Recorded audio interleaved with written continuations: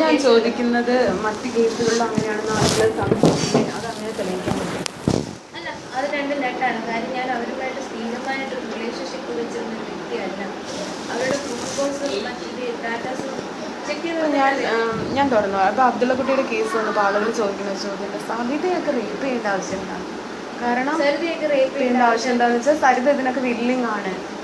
അങ്ങനെ എല്ലാ ആണുങ്ങളും എല്ലാ പെണ്ണുങ്ങളും എല്ലാ ആണുങ്ങളുടെ അടുത്തും വില്ലിങ് ആണെങ്കിൽ പിന്നെ ഇവിടെ അതിൻ്റെ ആവശ്യമില്ല. എന്നാൽ പിന്നെ ശരിക്കും ഒരു മാർക്കറ്റിംഗ് പേഴ്സൺ പോലെ IT ഫീൽഡ് പേഴ്സൺസ് എന്തിനാ ഒരു മാർക്കറ്റിംഗ് സ്റ്റാഫാണെന്ന് പറഞ്ഞാൽ പോലെ കേസ് പോലും വരില്ലല്ലോ. അങ്ങനെ എല്ലാ ആണുങ്ങളുടെ എല്ലാ പെണ്ണുങ്ങളും പോകും ഞാൻ പ്രതീക്ഷിക്കുന്നില്ല. എന്നെ കൊണ്ട് പറ്റില്ല, ഞാൻ പോയിട്ടില്ല, പോകാൻ താല്പര്യപ്പെട്ടിട്ടുമില്ല. പക്ഷെ അബ്ദുള്ള കുട്ടിയുടെ ഭാഗത്ത് എനിക്ക് എന്നെ ഇങ്ങനെ ചെയ്യാം എങ്ങനെ എന്നെ വിളിച്ചു വരുത്തി എന്നെ ആദ്യം കണ്ടപ്പോൾ വളരെ നീറ്റായിട്ട് പെരുമാറി. അതിനുശേഷമാണ് ഞാൻ അബ്ദുള്ള കുട്ടിയെ പറ്റി ആദ്യം കേട്ടപ്പോൾ ഞാൻ വിചാരിച്ചു ചുമ്മാ ഒരു പേടിപ്പിക്കൽ തന്ത്രം എന്നൊക്കെ ഞാൻ കരുതിയല്ലോ കേട്ടോ. പുറത്തിറങ്ങി ഒരു ബ്ലാക്ക് മെയിൽ ചെയ്യുന്നു, ചിലപ്പോൾ മറ്റുള്ളവർ വേറെ ആരെയും ഉദ്ദേശിച്ച് അയാളെ പേടിപ്പിക്കാനായിരിക്കുന്നൊക്കെ. പക്ഷേ ഇത്രയും എക്സ്പ്ലെയിൻ ചെയ്യുമ്പോൾ എനിക്ക് തോന്നുന്നത് നമ്മൾ ഇത്രയും അടുത്ത് പരിചയമുള്ള ആളുകൾ പോലും തിരിച്ചറിയപ്പെടാതെ പോകുന്നുണ്ടല്ലോ. അബ്ദുള്ള കുട്ടി ഞാൻ മാത്രമല്ലല്ലോ പെറ്റീഷൻ കൊടുത്തിട്ടുള്ളത്. അബ്ദുള്ള കുട്ടി എത്ര പെണ്ണുങ്ങൾ പെറ്റീഷൻ കൊടുത്തിട്ടുണ്ട്? ഇപ്പോൾ തന്നെ എത്ര പെണ്ണുങ്ങൾ ഫ്രണ്ട് ലൈനിൽ വരുന്നുണ്ട്. ഞാൻ ആദ്യം പറഞ്ഞത് കൊണ്ട് തന്നെ 2-3 പേർക്ക് ഫ്രണ്ട് ലൈനിൽ എത്തിയിട്ടുണ്ടല്ലോ. അയാൾ സ്ത്രീ എന്ന് പറയുന്നത് അയാൾ എൻ്റെ അടുത്ത് എന്നെ ബ്ലാക്ക് മെയിൽ ചെയ്തു, എന്നെ ത്രട്ടൺ ചെയ്തു. എപ്പോഴാണ് അറിയുന്നത്? ഫോൺ ചെയ്തിട്ട് പറയണം, എൻ്റെ വക്കീലിനെ ഫോൺ ചെയ്ത് പറയണം, ഇനി കേസ് പെറ്റീഷൻ അങ്ങനെ പറഞ്ഞ് കൊടുക്കുവാണെങ്കിൽ തല കാണില്ല, അത് ചെയ്യില്ല. അപ്പോൾ എനിക്ക് ഒന്നുകൂടെ വാശി കയറി. സത്യം പറഞ്ഞ് ഞാൻ അതുകൊണ്ടാണ് പെറ്റീഷൻ കൊടുത്തത്. 2 നാട്ടുകാർ പറയും ഞാൻ ബ്ലാക്ക് മെയിലിങ്ങാണ്, ഞാൻ കൊടുക്കാതിരുന്നു. അല്ല, ഞാൻ കൊടുക്കാൻ എന്നെ ഏറ്റവും കൂടുതൽ പ്രകോപിപ്പിച്ചതാണ് അയാൾ തന്നെയാണ്. ഞാൻ ജയിലിൽ നിന്ന് ഇറങ്ങി ഞാൻ ഇയാളെ പറ്റി ഒന്നും പറയേണ്ട, നമുക്ക് എന്തായാലും ആരെ പറ്റി പറയേണ്ടെന്ന് വിചാരിച്ചിരുന്ന സന്ദർഭത്തിലാണ് അബ്ദുള്ള കുട്ടി ഫസ്റ്റ് അഡ്വക്കേറ്റിനെ ഫോണിൽ വിളിച്ചിട്ട് അവിടെ ഇറങ്ങിയിട്ടുണ്ട്. ഇനി ആരെ പറ്റി എൻ്റെ കാര്യം ഇത് അബ്ദുള്ള കുട്ടിയെ പറ്റി സംസാരിക്കുന്നതിന് മുമ്പ് പിന്നെ ഇങ്ങോട്ട് വിളിച്ചു പുറത്തിറങ്ങിയ ശേഷം. അതാണിത് പറയാനുള്ള കാരണം. അപ്പൊ ഞാൻ വിചാരിച്ചെന്ന് ഇയാളെ പറ്റി പറഞ്ഞാൽ ഇയാൾ എന്ത് ചെയ്യും ഒന്നറിയട്ടെ. ഇത്രയൊന്നും ബ്ലാക്ക് മെയിലിങ്ങും ത്രെട്ടനിങ്ങും ആണെങ്കിൽ ഇറങ്ങിയതിന് ശേഷം ഇറങ്ങിയതിന്റെ ഫസ്റ്റ് ഡേ ഈവനിങ് വിളിച്ചതാണ് അബ്ദുള്ള കുട്ടി. വിളിച്ച് ഫെനി ബാലകൃഷ്ണനോട് പറഞ്ഞു, ഞാൻ ഓളോട് പറഞ്ഞേരെ എൻ്റെ പേരൊന്നും പറയരുതെന്ന് ഓളോട് പറഞ്ഞേക്കണോ, ഓള് എന്തെങ്കിലുമൊക്കെ പ്രസ്സുകാരോട് പറഞ്ഞെന്ന് പറഞ്ഞാൽ പിന്നെ കാണില്ലെന്ന് പറഞ്ഞേക്കണം, അത്രയും പറഞ്ഞു. ഫോൺ കട്ട് ചെയ്തു. തിരിച്ചു വിളിച്ചു ഫെനി. തിരിച്ചു വിളിച്ചപ്പോൾ പ്രവർത്തകന്റെ ഫോണാണ്. അപ്പം സ്വന്തം ഫോണല്ല. അപ്പൊ പ്രവർത്തകന്റെ ഫോണിലോട്ട് വന്നപ്പോൾ എന്നാൽ സാറിന്റെ ഫോണിലോട്ട് ഞാൻ വിളിച്ചോളാം എന്ന് പറഞ്ഞ് ഫെനി കട്ട് ചെയ്തു. അപ്പോൾ ഈ പ്രവർത്തകനും പറയുകയാണ് സാറിന്റെ മേൽ ഫെനി അവരെന്തെങ്കിലും പറഞ്ഞാൽ കാച്ചി കളയും, അവരുടെ ഭാഷ. അബ്ദുള്ള കുട്ടി അതിനൊക്കെ കപ്പാസിറ്റി ഉള്ള ആളാണോ? എന്ത് ചെയ്യാൻ പറ്റും? ആ നാട്ടിൽ കപ്പാസിറ്റി ത്രെട്ടനിങ്. ഞാനൊരു കാര്യം ചെയ്യട്ടെ സുരിത, ഒരാൾ കൊല്ലണമെന്നുണ്ടെങ്കിൽ ഒരിക്കലും കോഴിക്കോട് പന്നി കൊല്ലില്ല, പേടിപ്പിച്ചു പേടിക്കുമെന്ന് വെച്ച് പറഞ്ഞാണ്. ആ ഇറങ്ങിയ സമയത്ത് പേടിക്കുന്നു വെച്ചു. അപ്പൊ അതുകൊണ്ട് പെട്ടെന്ന് പറയേണ്ടി വന്നു. അതുകൊണ്ട് പെട്ടെന്ന് പറഞ്ഞു ഇത് സംഭവം ഉണ്ടെന്ന് പറഞ്ഞു. അപ്പോൾ അബ്ദുള്ള കുട്ടി വിളിച്ച് പറഞ്ഞു. ആദ്യത്തെ ആ ഒരു റിയാക്ഷൻ വന്നിട്ട് വളരെ ഇതായിരുന്നു, വീക്കായിരുന്നു. ഇങ്ങനെ അങ്ങനെ അതെന്നെ ഇല്ലാതാക്കാൻ വേണ്ടിയിട്ടാണ്. അതിൻ്റെ അടുത്ത ദിവസം ഞാൻ പരാതി കൊടുക്കാൻ അന്വേഷിക്കാൻ പോയി. എനിക്ക് എവിടെയാണ് എന്താണെന്ന് എനിക്ക് അറിയാം, പക്ഷെ എന്നാലും ഞാൻ പരാതി കൊടുക്കാൻ അന്വേഷിക്കാൻ വേണ്ടി തുറന്നു സുനിലോട് പറയാം.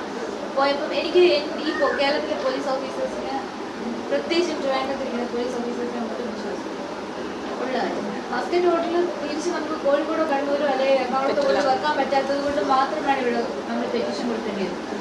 ഇവരെന്താ ചെയ്തതെന്ന് വെച്ചാൽ ഞാൻ അവിടെ ചെന്നപ്പോൾ AC സൈനുദ്ദീൻ സാർ അത് ഇവിടെ കൊടുക്കാം, കമ്മീഷൻ ഓഫീസിൽ കൊടുക്കാം, അവിടെ കൊടുക്കാം, എവിടെയും കൊടുക്കാം, എന്ത് വേണമെങ്കിലും ചെയ്യാം എന്നുള്ളൊരു ഒഴുക്കമാറ്റി സംസാരിച്ചു. അപ്പം ഞാൻ വിചാരിച്ചു മൊഴിയുടെ അടിസ്ഥാനത്തിൽ കേസെന്ന് വില്ലിങ് അല്ല എനിക്കൊരു തോന്നൽ എന്ന് വെച്ചാൽ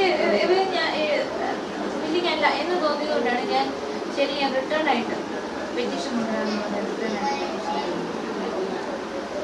ശരിക്കും മൊഴിയുടെ അടിസ്ഥാനത്തിൽ പോലും ഒരു പെണ്ണിൻ്റെ മൊഴിയുടെ അടിസ്ഥാനത്തിൽ പോലും കേസെടുത്ത് അടുത്ത ഇമ്മീഡിയറ്റ് ടൈമിൽ അറസ്റ്റ് ചെയ്യണം. പക്ഷേ ഇയാളെന്താ ചെയ്തത്? കേസ് ഫോളോ അപ്പ് ചെയ്യോ? റിസൾട്ട് ഉണ്ടാവുന്നവരെ ഫോളോ അപ്പ് ചെയ്യും. സുപ്രീം കോടതി പോകും. അപ്പൊ എൻ്റെ അമ്മ അമ്മയ്ക്ക് വളരെ ഫീൽ ചെയ്തു ആ സംഭവങ്ങളെന്ന് പറഞ്ഞാൽ അമ്മ ഭയങ്കര വിളിച്ചതായിരുന്നു. പക്ഷെ ഞാൻ അവിടെ പോലും അമ്മയെ പോലും ഞാൻ മറന്നു വെച്ചാൽ ഇയാൾ പിറ്റേ ദിവസം ടി വിയിൽ പറഞ്ഞു പിന്നെ എന്നെ മുമ്പിൽ നിർത്തി കളിക്കുന്നവരെ അയാൾ ഏതാണ്ട് വലിച്ചു കൊടുക്കുന്നു. ഞാൻ പെറ്റീഷൻ കൊടുക്കാത്തപ്പോൾ സരിത പരാതി നൽകിയിട്ടില്ല, പരാതി നൽകാത്തത് ഇന്ന ആൾക്കാരെ ഞാൻ വലിച്ചു കയറുമെന്ന് ഭീഷണിപ്പെടുത്തിയത് കൊണ്ടാണെന്ന് തോന്നുന്നു. വേറൊരു തേർഡ് പേഴ്സണോട് ഒരു പൊളിറ്റിക്കൽ നേതാവിനോട് വിളിച്ചു പറയുകയാണ് തന്നെ ഞാൻ ടാർഗറ്റ് ചെയ്തിട്ടുണ്ട് കേട്ടോ. അയാൾക്ക് എന്റെ കാര്യം അറിയത്ത പോലും ഇല്ല, എന്താണെന്ന് പോലും അറിയാത്തൊരു വ്യക്തിയോട് വിളിച്ച അയാൾ പറയുന്നത് സരിത എനിക്ക് സത്യം പറഞ്ഞാൽ ഇയാളുടെ പ്രശ്നം എന്താണെന്ന് പറയുന്നത് എന്നെയാണ് വിളിച്ച് അയാളെ ഭീഷണിപ്പെടുത്തിയത്. അപ്പൊ അയാൾ തെറ്റിദ്ധാരണ. അപ്പൊ ഞാൻ പറഞ്ഞു സാറേ അത് ഞാൻ നാളെ ഹാൻഡിൽ ചെയ്തോളാം, ഇത്ര മാത്രം പറഞ്ഞു. ഞാൻ നിർത്തി. അയാൾക്കറിയത്തില്ല ഞാൻ എന്താ ചെയ്യാൻ പോകുന്നതെന്ന് എടുക്കുന്നത്. അപ്പം പിന്നെയും ടി വിയിൽ ഇത് റെക്കോർഡ് ചെയ്ത് കാണിച്ചു. അപ്പം ഞാൻ ഫോൺ ചെയ്ത് ഞാൻ പറഞ്ഞു ഇയാളുടെ ഒന്നുകിൽ ഇയാളുടെ ഈ സംഭാഷണം അവിടെ സ്റ്റോപ്പ് ചെയ്യാം, അല്ലെന്നുണ്ടെങ്കിൽ പിന്നെ സാർ ഫേസ് ചെയ്തു. എന്തിനാ ഇങ്ങനെ ടെൻഷൻ അടിക്കുന്നത്? നമ്മളിപ്പോൾ മറ്റുള്ളവരെ ത്രെട്ടൻ ചെയ്യുക എടുക്കുക എന്ന് പറഞ്ഞിട്ട് കാര്യമുണ്ടോ? ത്രെട്ടൻ ചെയ്യുന്നു എന്ന് പറഞ്ഞതുകൊണ്ട് നമ്മളിതൊക്കെ സ്റ്റോപ്പ് ചെയ്യുമോ? അതൊക്കെ ഞാൻ പറയുന്നു പറഞ്ഞില്ല, ഞാൻ കൊടുക്കും എന്ന് പറഞ്ഞു. അങ്ങനെ ആണ് ശരിക്കും ഞാൻ ദിവസം എൻ്റെ കഷ്ടകാലത്തിൽ പിള്ളേരുടെ കുറിച്ചിട്ട് ചോറൂണായിരുന്നു ഞായറാഴ്ച. ഞാൻ ഞായറാഴ്ച കൊണ്ട് കൊടുക്കാൻ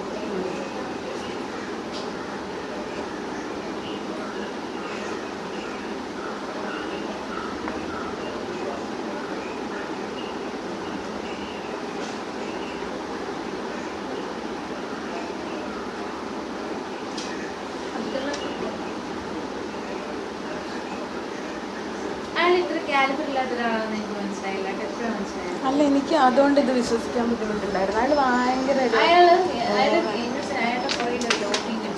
ഉണ്ടോ ഒരു പേടിത്തുണ്ട്, ഭയങ്കര പേടിയായിട്ടുള്ള ഒരാളാണ്. അയാളുടെ ഈ കാര്യത്തിലുള്ള ധൈര്യം അയാൾക്ക് സ്വന്തം ഭാര്യയെ വരെ കൂട്ടിക്കൊടുക്കാൻ മടിക്കാത്തത് ഈ ഗുണങ്ങളുണ്ട്. 3000 രൂപയ്ക്ക് വേണ്ടി ഭാര്യമാരെ കൊടുക്കുന്നവരുണ്ട്. അപ്പൊ പിന്നെ അങ്ങനെയുള്ളവരുടെ ഗ്യാങ്ങിനകത്ത് നിൽക്കുന്ന ഒരു വ്യക്തിക്ക് ഇത് പൊളിറ്റീഷ്യൻസോ അല്ല അബ്ദുള്ളക്കുട്ടിയുടെ ഗ്യാങ്, പൊളിറ്റീഷ്യൻസ് ആയിട്ടുള്ള അബ്ദുള്ളക്കുട്ടിയുടെ ഗ്യാങ്. അപ്പൊ ആ ഗ്യാങ്ങിന് അങ്ങനെയുള്ളവരുള്ളവർ ഇയാൾക്ക് പേടിക്കുന്നത് സ്വന്തം ഭാര്യ കൊണ്ട് കൊടുക്കാൻ ഓരോരുത്തർ റെഡിയാണ്. അപ്പൊ പിന്നെ അങ്ങനെയുള്ളവർക്ക് ഈ പേടി ഉണ്ടാവും, അവർക്ക് സപ്പോർട്ട് ഉണ്ടാവും. എങ്ങനെ ഇതൊക്കെ ജീവിതത്തിലെ പ്രധാനപ്പെട്ട സംഗതികളായി മാറുന്നത്? ഒരു